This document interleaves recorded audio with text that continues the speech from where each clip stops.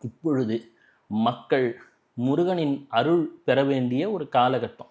ஏனென்று சொன்னால், செவ்வாய் என்று சொன்னாலே அனைவரும் அறிவது இது முருகனது ஒரு ஆளுமைக்கு உட்பட்டது என்பது.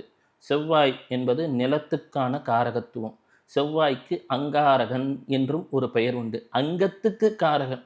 உடம்பு முதல்ல ஆரோக்கியமாக இருக்கணும், அதுக்கும் அவன்தான் காரகன்.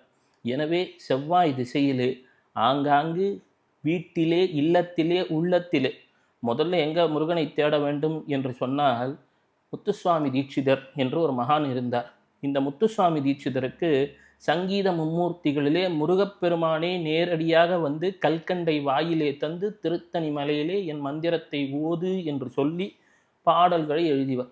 நாமளா பாட்டு எழுதுறது வேற, முருகப்பெருமானே வந்து ஒருவருக்கு கல்கண்டை கொடுத்து என்னை பற்றி போற்றி பாடுகன்னு அருணகிரிநாத பெருமானை போல சொன்னவர் யார் என்று சொன்னால் முத்துசுவாமி தீட்சிதர்.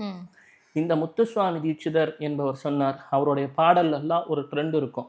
ஓம் குரு குஹாய நமக. குரு குஹன்.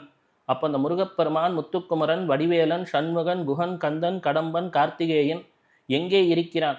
உங்கள் இதயத்தில் இருக்கிறான், என் இதயத்தில் இருக்கிறான். அப்போது முதல்ல எங்கே நாடணும்?